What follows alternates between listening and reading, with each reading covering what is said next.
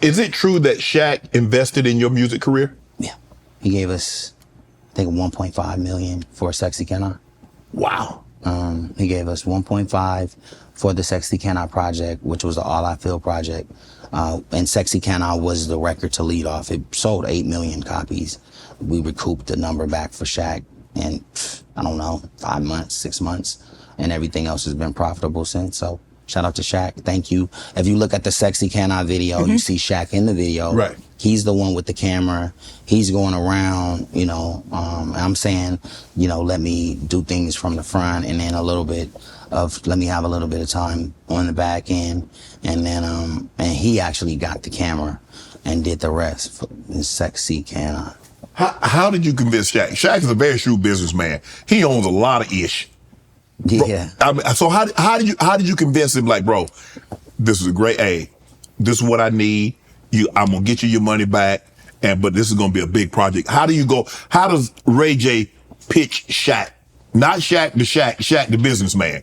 Well, you know, and with Shaq, you know, you always have really smart people around you. So Money Mark, who is Shaq's partner in this deal, he's the one that told Shaq about this. And this was actually the first deal for WAC 100 to ever even be in the game. So this was his first introduction into the game as well from my end. And so Money Mark, WAC 100, we had another partner, and then Shaq. And it was a hell of a deal.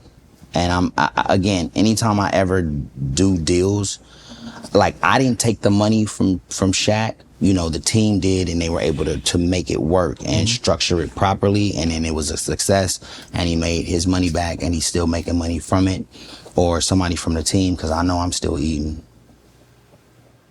So so shout out to Shaq, shout out to Money Mark. Right. What made you go independent with your music? I had to. Nobody was fucking with me. I was after Wait a Minute. There was another record.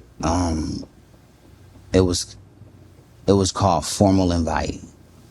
So after Atlantic was wrong, they put a lot of money behind this second single. But again, Pharrell had the vision for Out the Ghetto. That's where it all should have shifted. It didn't, so it didn't register the same way Wait a Minute did, and then I was done. They were done with me. So what did you learn? Because you've been in this business for such a long time. What do you know now that you wish you would have known then?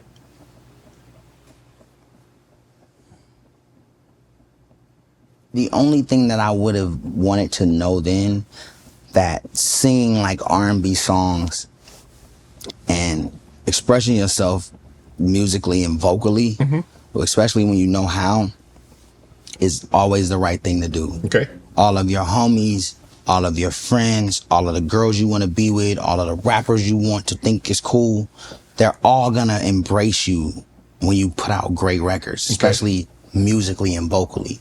Look at Chris Brown. Chris Brown's one of the edgiest artists out, but he still delivers great R&B or great pop music, along with the diss song with Quavo. Quavo, you could be mad at me all you want, bro, and I still got love, but Chris, he whoever was on the song, he murdered the track, rapped it, right?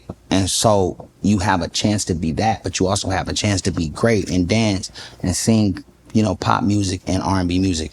So that's the only thing that I would want to revisit in the past, and not try to be so cool. Has there anyone that you could have signed, you didn't sign, that you wish you would have signed? There's people that I wish I didn't sign. I didn't ask you that. There's people that I wish I didn't sign, because again, there's a lot of behind the scenes that we're a part of, and big producers, right, and certain artists and certain moments. And certain people have taken those moments and gotten really rich, and then became animals in this game. Uncontrollable and really just bad people, right? A couple. Right. And others flourished into being great, right? But there's a couple that have become like really bandits in the game, and I think the game could have done without, as far as their aggression and just their unprofessionalism. And so there's a few people that I put on that lost it, because again, everybody makes money. You get a year or two to be cocky and make mistakes and go, fuck, I didn't mean to be like that. Right. All these people I thought was cool, fuck these people now. I know who I am. Right. You got to give people a little bit of leg room to make a mistake. Right. Or two. 3, then that's it. And so that's how I feel about it. But yeah, I lost my train of thought with the fire. It's like, I like it though. It's dope. I'm not hot anymore. No. What happened to your RSVP group? It was you, Sammy, Pleasure P, Bobby Valentino.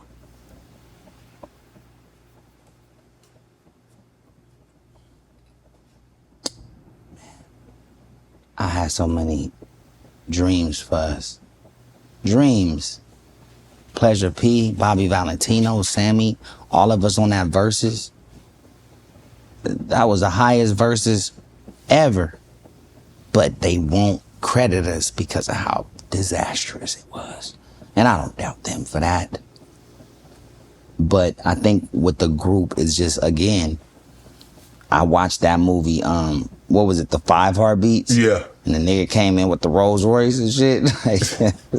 Yo, you talk about 4 of those guys.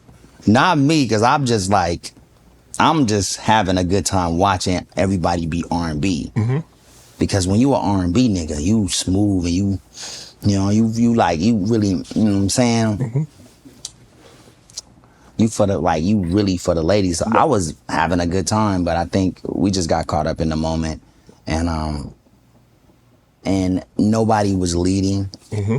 But I think we can try it again with this new project, Bobby Valentino and I, outside of the group, which we could still say is RSVP, but they wasn't there. So me and Bobby Valentino, we got a great song. It's called Titty for Me. Mm-hmm. It's a really good song. Titty for Me. Mm.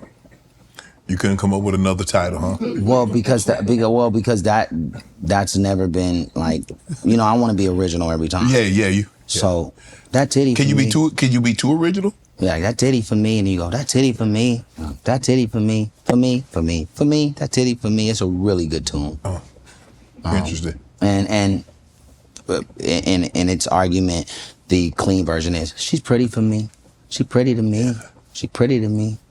So that's there as well. There's a kind side along with the lit side, just like Beyonce's country version. She got one that's nice. My kids was going crazy over that version in the pool, and then Princess played me the song later. I'm like, oh shit, like Beyonce, right? So there's a yin to every yang. Yeah. Want to join Club Shay Shay? Become an official member by hitting that subscribe button, where you never know who's going to be joining us for drinks and conversation. Don't be late to the party, because we like to do something before 2 something.